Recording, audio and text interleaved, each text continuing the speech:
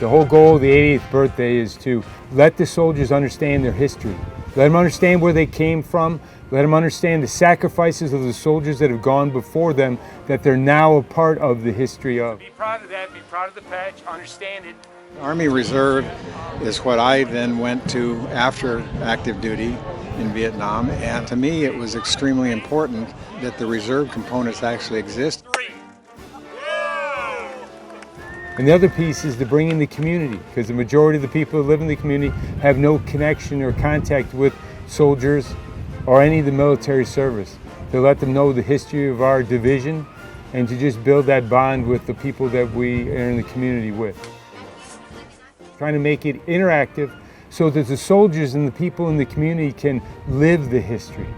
They actually see the uniform, see the equipment, can touch it, and you know that other people have ridden in it, you know that it's done missions, you know that it has a history to it.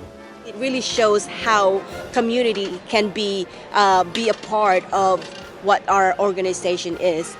I'm particularly looking at that shelter half and that new OCP tent right there. Personally, I've used that shelter half when I went to basic training way back when. I'm here on the 88th birthday of the 63rd and just celebrating here with my son, Nathan Castillo.